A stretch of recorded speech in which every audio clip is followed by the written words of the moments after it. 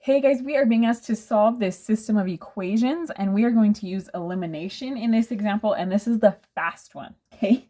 So when they're asking for an answer to this, they want to know what numbers can I plug in for x and y for this equation that will also work for this equation, okay? So there's graphing, there's substitution. If you want some examples of those, I'll link in the corner, but this one we're going to do elimination, okay?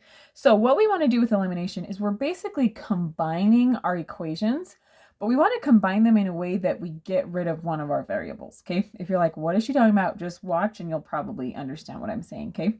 So if I were to combine these, I want to get rid of, let's say I want to get rid of my x's, okay? Now to get rid of my x's, I would need a negative 2x with that 2x, right? So how can I make that a negative 2x? Well, but still keep it true, right?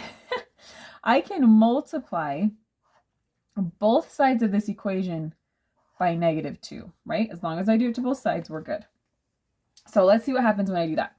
So I'm going to distribute that negative 2 in.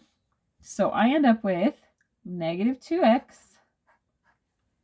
Negative 2 times negative 3y is going to give me a positive 6y equals negative 2 times negative 12 gives me a positive 24. Okay. And we are combining it with our other equation, 2x minus y equals a negative 9.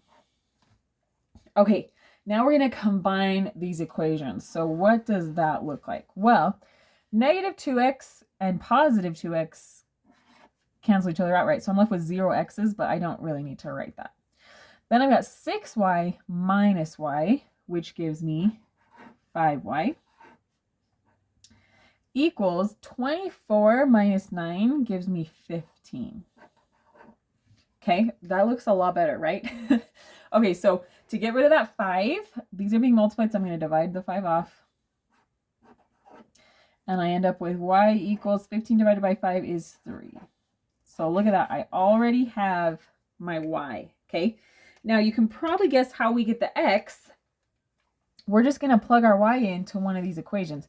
So I'm personally going to plug it in right there because that y is already alone, right? But if you want to plug in the top one, go for it, okay?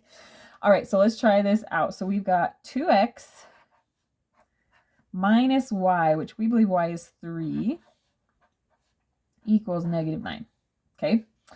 Now I want to get x alone, so I'm going to add 3 to both sides. So I end up with 2x, those go away, equals negative 9 plus 3. That's like, I owe you $9, and I'm like, I don't have it all, but I can pay you $3.